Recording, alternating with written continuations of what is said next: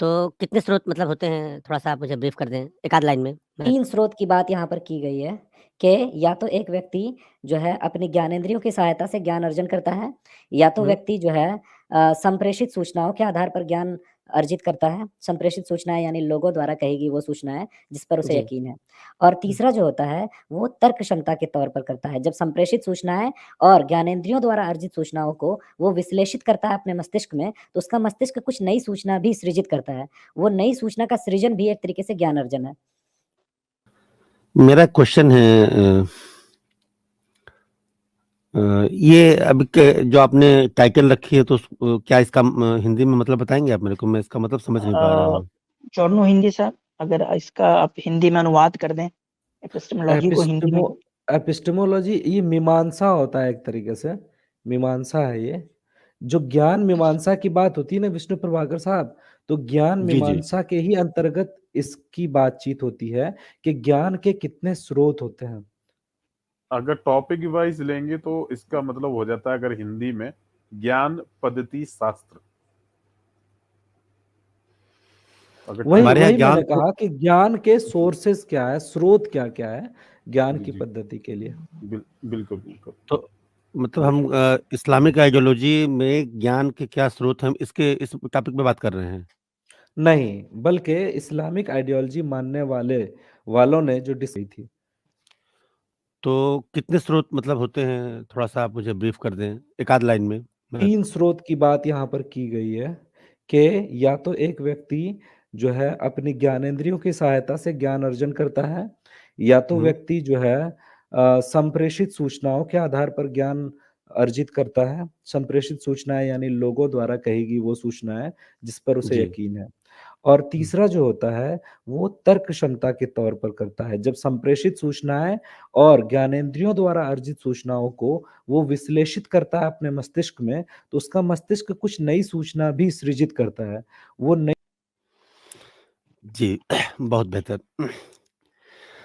तो इसमें प्रॉब्लम क्या है? आपने तो बिल्कुल ठीक कहा, इसमें क्या दिक्कत है? कोई दिक्कत नहीं है। अगर आप कोई हमारे दिक्कत नहीं इन है। बातों से सहमत हैं, तो फिर इसमें मदद ये मिलेगी कि जब कभी भी ज्ञान अर्जन के स्रोतों पर सहमति बन जाती है, तो इसका फ़ायदा ये होता है कि आगे चल के जब आप ईश्वर के जो है ईश्वर की अवधारणा पर चर्चा करते हैं, तो इसमें ईश्वर के ये ज्ञान अर्जन के स्रोत आपके लिए काफ़ी मददगार होते हैं ईश्वर की अवधारणा को समझने।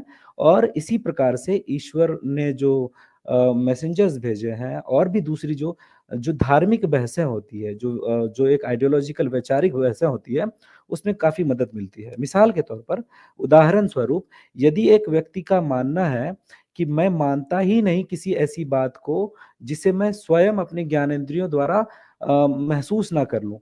यदि कोई व्यक्ति ऐसा कहता है और इस आधार पर वो ईश्वर के अस्तित्व को नकारता है, तो उस व्यक्ति से बहस करना बेकार है, जब तक कि हम उस व्यक्ति को इस बात का एहसास ना दिला दें कि कुछ सूचनाएँ ऐसी भी हो सकती है, जो आपने ज्ञानेंद्रियों द्वारा अर्जित ना की हो, मगर वो सूचनाएँ सही हो।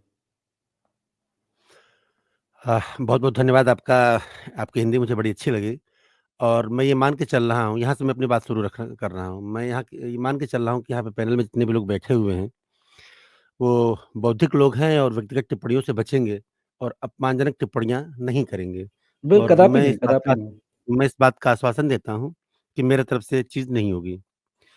मैं आपकी इस बात से सहमत हूँ, व्यक्ति की जो ज्ञानेंद्रियाँ हैं, हमारे यहाँ सनातन में ज्ञानेंद्रियाँ और कर्म इंद्रियाँ ज्ञान के स्रोत माने जाते हैं, लेकिन इनकी एक सीमा है। आप जो है अनलिमिटेड के बारे में लिमिटेड चीज़ों के से बहुत ज़्यादा नहीं जान सकते हैं। मतलब आपके बिल्कुल। ज्ञानेंद्रियों की हम सीमा सहमत जो हैं है आपसे। जी, बिल्कुल। एग्री। तो मैं ये कहना चाह रहा हूँ कि जो आपकी ज्ञान प्राप्त करने की जो क्षमता है, वो ईश्वर के सारे विशेषताओं को जानने में असमर्थ है या उसकी एक बिल्कुल लिमिटेशन है। असमर्थ है। बिल्कुल, बिल्कुल। असमर्थ है। और विष्णु साहब, इसमें हमारा ये कहना है कि ईश्वर को वो स्वरूप जो उसकी हकीकत है, उसकी हकीकत के साथ पूरी की पूरी कंप्लीट तौर पे नहीं जाना जा सकता। इंसान उसका कंप्लीटली जो है वो उसको नहीं जान सकता।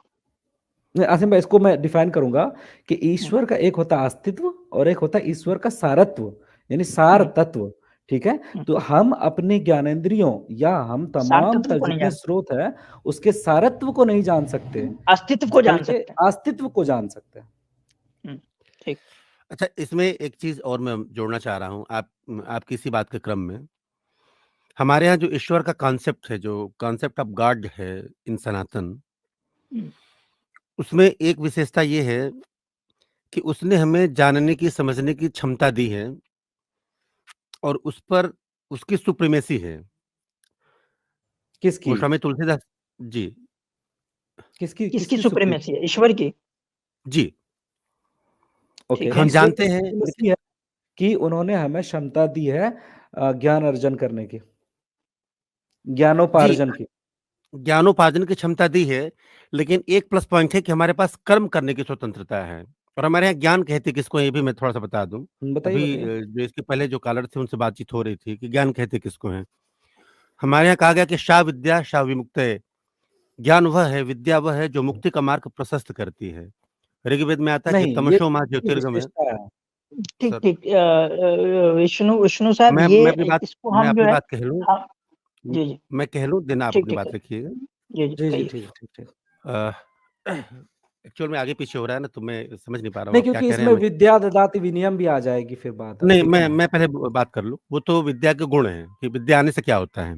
इसीलिए मैंने बोल रहा था। हाँ, ठीक, आगे बढ़िए। मैं ऋग्वेद का एक रेफ़रेंस दे रहा हूँ, बड़ा मशहूर रेफ़रेंस है। तमसो माह ज्योतिर्गमय, अंधकार से प्रकाश की तरफ चलें, अज्ञानता से ज्ञान की तरफ चलें, मृत्यु से अमरत्व की तरफ चलें।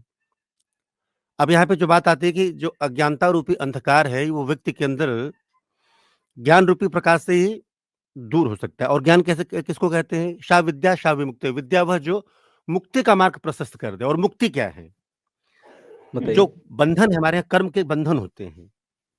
हुँ, आप कोई भी कर्म व्यक्ति की विशेषता है कि वो कर्म से विमुख नहीं हो सकता है, वो लगातार कर्म करने के लिए बाध्य है। अब कर्म हुँ, 3 तरह के होते हैं। वो या तो अच्छे कर्म करेगा, जिसको आप अभी कह रहे थे कि अच्छा अमाल करेगा तो उसके हिसाब से उसका फैसला आखिरत के दिन होगा, बुरे करेगा तो हुँ, बुरे होगा।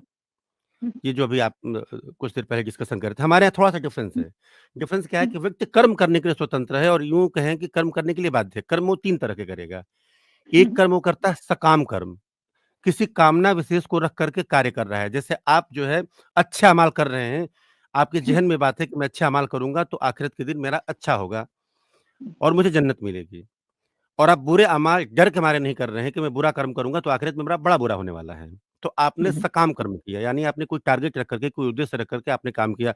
अपने आप को अच्छे अमाल में लगाया, बुरे अमाल से आपने बचाया, 2 काम आपने किए। हुँ, हुँ, और एक होते हैं निष्काम कर्म, श्रीमद् भागवत गीता इस चीज़ को प्रतिष्ठित करती है, कि हम कर्म करते हैं अपना कर्तव्य समझ करके, बदले में हम कुछ भी नहीं चाहते हैं। अच्छा होगा या बुरा होगा, जो भी होगा, हम उसकी परवाह नहीं करते हैं क्योंकि उसको परवाह ईश्वर स्वयं करता है। हुँ। हम सत्कर्म करते हैं और सत्कर्म करते हैं मानवता के हित में। अब यहाँ से सनातन का जो दूसरा कोर विष्णु कॉन्सेप्ट है, साहब विष्णु भाई आप आई थिंक हम अलग-अलग बहुत सारे कॉन्सेप्ट हैं। यहाँ पे एक बेसिक प्रिंसिपल सवाल है मेरा कि आपने जो मुक्ति को डिफाइन किया कि ये मुक्ति है, वो आपको कैसे पता चला कि वही मुक्ति है? मैं आपका क्वेश्चन समझ नहीं पाया। आप कहना क्या चाह रहे हैं? आपने जैसे किस पॉइंट को आपने पकड़ा है? कहा कि मुक्ति ये है कि इंसान कर्म के बंधन से बाहर आ जाए। जी, तो आपको कैसे पता चला कि मुक्ति जो है वो कर्म के बंधन से बाहर आने का ही नाम है? यहाँ पे शास्त्र प्रमाण हैं। तो ओके, मतलब आप ये शास्त्र। कह रहे हैं कि शास्त्र जो है वो एक अल्टीमेट सोर्स है, वो जो कह देगा वो माना जाना चाहिए। प्रत्येक परिस्थिति में नहीं, यहाँ पे तर्क की भी आवश्यकता है। तर्क आप ले सकते हैं। नहीं, यहाँ पे तो जो कोई प्रमाण तर्क नहीं आपने होगा ना कि यदि डेफिनिशन के लिए यदि कोई तर्क तर्क नहीं और होता। नहीं, नहीं, फिर भी यदि तर्क और शास्त्र टकराता है, इसको रिफाइन करने के लिए सवाल है ये। यदि तर्क और शास्त्र में कोई विभेद उत्पन्न हो, तो किसको जो है ऊपर रखेंगे आप? शास्त्र प्रमाण माने जाएँगे। शास्त्र ठीक गुड। है, तो तो शास्त्र प्रमाण शास्त्र ऊपर हो सबसे गए ना। सर्वोच्च हो गया। जी, सवाल ये है विष्णु साहब कि हम शास्त्र को क्यों सबसे सर्वोच्च माने? शास्त्र को प्रमाण मानने के कई कारण हैं। क्यों? हाँ, पहला। जब आप किम कर्तव्य विमूढ़ता की स्थिति में आते हैं, एक अवस्था ऐसी होती है जब आप अपने ज्ञानेंद्रियों और कर्मेंद्रियों के ऊपर क्वेश्चनिंग करने लगते हैं। हुँ, एक ऐसी अवस्था आपके साधना के पथ पे आती है, जब कोई साधक साधना के पथ पे आगे चलता है, तो अल्टीमेट उसको सिद्धि प्राप्त होती है। और सिद्धि हमारे यहाँ कहते हैं 5 तत्वों के ऊपर नियंत्रण प्राप्त करने को। नहीं हमारे यहाँ इस मैं ये सृष्टि पूछ के रहा हूँ उसमें मैं डीप ये मत पूछ रहा हूँ जाइए क्योंकि वो बात विष्णु समझ साहब में मैं आती है। सिंपली वो ये तो पूछ रहा आपने हूँ कहा तो यही कि कहा प्लीज 1 बाय 1 आप दोनों लोग एक साथ क्वेश्चन कर रहे हैं तो 1 विष्णु बाय नहीं 1 नहीं आपको पूरा क्वेश्चन वही है विष्णु भाई क्वेश्चन वही है कि हमें जो है वो जो किताबें हैं जो जिसके बारे में आप बात कर रहे हैं उसको हमें सर्वोच्च क्यों मानना चाहिए हम आप मत क्यों माने, माने जैसे आप न माने, नहीं आपके तो ऊपर फिर मानने की बाध्यता नहीं है। तो विष्णु साहब तो फिर ये होगा ना कि जो उसको मानेगा नहीं तो वो कर्म वो जो है वो मुक्ति के इस डेफिनेशन को भी नहीं मानेगा फिर वो जब वो मुक्ति के इस डेफिनेशन को नहीं मानेगा तो वो मुक्ति भी नहीं पा सकेगा उसके मानने या न मानने से उसके ऊपर प्रभाव नहीं पड़ता है। अगर आप आंख बंद कर ले और ये मान ले कि अंधेरा हो गया है तो कुछ पल के लिए जब तक आपकी आंखें बंद है आपको अंधेरा तो लगेगा, अंधेरा का तो आभास विष्णु ये होगा, साहब कुतर्क है, मगर ये कुतर्क है, मगर नहीं बाहर तो विष्णु ये साहब उजाला कुतर्क हो है। रखा है ना। नहीं तो विष्णु साहब तो फिर इसका आपके पास मतलब ये हो आंखें गया बंद करने नहीं के लिए और ये मानने की अगर अगर स्वतंत्रता है कि मैं तो अंधेरे ठीक में ठीक हूँ ठीक या मैं जी बिल्कुल बिल्कुल मैं आपसे ये पूछ रहा हूँ अगर आप ये कह रहे हैं कि उसको मानने नहीं मानने से मुक्ति का कोई लेना देना नहीं है आप ये कह रहे हैं आप जी नहीं, मैं ये नहीं कह रहा हूँ, ये आप कह रहे हैं। अच्छा तो आपका क्या है कि मैंने जैसे पूछा ना कि मैं मेरे क्यों कहने का मानूं अभिप्राय ये है, मैं सिर्फ तो 2 आप बातें ये आप कह रहे अभी हैं कि आप बीच में जो बाध्य नहीं रोक है दिया, आप अगर मेरी अगर बात अगर पूरी हो मैं जाने दें। बाध्य नहीं हूँ विष्णु साहब एक मैं मिनट अगर मैं मैं अपनी बाध्य बात नहीं पूरी हूँ कर लूँ, फिर आप नहीं अपना क्वेश्चन कर लें। मैं मुझे सिर्फ ये 1 पूछ मिनट रहा का हूँ अगर समय दे दें अपना मैं 1 मिनट का समय नहीं, दे दें, मैं आसिम अपना भाई को 1 मिनट तो बोलने बहुत दीजिए। ज्यादा हो जाएगा आसिम भाई का प्रश्न विष्णु भाई सुन लीजिए। मेरा प्रश्न सुन लीजिए कि मेरा प्रश्न ये है कि मैंने जब आपसे पूछा कि हमें क्यों सर्वोच्च रखना चाहिए तो आपने कहा कि नहीं आप उसको सर्वोच्च रखने आपको मन नहीं मानिए तो मैं पूछ रहा हूँ कि अगर मैं नहीं मानूंगा तो मेरा नुकसान हो जाएगा ना कि मैं मुक्ति नहीं पा पाऊंगा क्योंकि मैं मुक्ति तो तभी पाऊंगा जब मैं उसको मानूंगा और क्योंकि मुक्ति तो उसी में लिखा है ना कि कैसे कैसे मिल सकता है वो तो उसी में लिखा है और मैं उसको मान ही नहीं रहा हूँ तो मैं कभी मुक्ति नहीं पा पाऊंगा ये है मेरा क्वेश्चन इसमें बस एक लाइन और ऐड करता हूँ कि आसिम भाई जो कह रहे हैं उसमें यह है कि यदि हम किसी चीज को नहीं मानेंगे तो उसका अनुसरण नहीं करेंगे और यदि उसका अनुसरण नहीं करेंगे तो वो तमाम कार्यकलाप जो कि मुक्ति के लिए आवश्यक है वो नहीं करेंगे और इसीलिए मुक्ति नहीं मिलेगी मिलेगी अंततः। अब मैं आपको अपनी बात क्लियर करता हूँ। आपने कह लिया, अपना क्वेश्चन रख लिया? जी जी जी। अगर मैं ईश्वर के अस्तित्व को नहीं मानता हूँ हम्म। और मैं गलत सिद्ध होता हूँ तो अल्टीमेट रिजल्ट ये निकलता है कि मैं ईश्वर के अस्तित्व को मानूंगा। हाँ ठीक है। आप मेरी बात समझ रहे हैं मैं क्या कहना चाह हाँ रहा हूँ? समझिए यदि आप गलत सिद्ध हो जाते हैं तो आपको मानना पड़ेगा, मानने के लिए आप बाध्य होंगे। जी, नहीं आप बाध्य नहीं होंगे। आप दिल से गवाही, जैसे मैं खुदा की विष्णु साहब आपके हम बारे लोग में एक ये साथ बात बोल आ रहे रही हैं है इसीलिए कि कंफ्यूजन हो रहा है। विष्णु साहब आपके बारे में ये कमेंट आ रहा है कि आप ब्lasphemy करते हैं मैंने की अभी? नहीं अभी नहीं किया कहीं और आसिम करते भाई हैं ये आप तो मैं बहुत पहले ही कहने वाला था आप स्टार्टिंग रिजल्ट से निकालें ना। मुझे लगा आपको पता होगा कि आप भी जानते हैं कि विष्णु साहब दिग्गज स्ट्रीमों में जाकर ब्लास्फेमी करते हैं मैंने तो अभी मैं समझा कि मैंने आपने इसको अभी जानते मैंने बूझते हुए इनको यहाँ रखा होगा इसलिए मैंने कुछ नहीं भी नहीं इस्लामिक कहा। क्वेश्चन साहब मैंने पहले ही कहा ना जब ले रहा हूँ मैं सबको तभी कह रहा हूँ कि मुझे नहीं पता मैं नहीं जाता अलग अलग चैनल्स पे ना तो सुनता नहीं हूँ मैं तो मुझे नहीं पता कि कौन कहाँ ब्लास्फेमी कर रहा नहीं कर रहा है इसलिए मैं अपने नीचे जो कमेंट में उनको भी कह रखा है पैनल में जितने लोग हैं सबको कह रखा है कि कोई भी वो बंदा मेरे स्ट्रीम में आए जो कहीं भी ब्लास्फेमी करता हो तो मुझे बताएं मैं हरगिज जो है वो इंटरेस्टेड नहीं हूँ ऐसे लोगों से बिल्कुल। बात करने में जो कि कहीं भी ब्लास्फेमी करते हो जिनके अंदर जो है बेसिक इंसानियत नहीं है और वो ब्लास्फेमी करते हैं और मजहब के धर्म के बेसिक चीज को वो पालन नहीं कर सकते तो मैं बिल्कुल भी इंटरेस्टेड नहीं हूँ एक मुल्हिद करे एक एथिस्ट करे ब्लास्फेमी तो बात समझ आती है एक हिंदू ब्लास्फेमी करे ये बात समझ नहीं आती एक मुस्लिम ब्लास्फेमी करे ये बात समझ नहीं आती एक क्रिश्चियन ब्लास्फेमी करे ये बात समझ नहीं आती आप अगर किसी भी धर्म से अपने आप को जोड़ते हैं और ब्लास्फेमी करते हैं तो ये बात इस बात को सिद्ध करती है कि आप बिल्कुल भी उस धर्म को नहीं मानते अगर आप किसी भी धर्म को मान रहे होते तो आप ब्लास्फेमी कभी किसी धर्म की नहीं करते ठीक है तो मैं कभी भी ऐसे आदमी से बात नहीं करता जो कहीं भी किसी भी टॉपिक के ऊपर जो है ब्लास्फेमी करता हूँ तो बिला झिझक आप लोग बता दें कि ये इसने ब्लास्फेमी किया है मैं उसी को किक आउट करूंगा हाँ भाई चाहे वो कितना ही जो है गूढ़ बात करना जानता हो उससे फर्क नहीं जी पड़ता।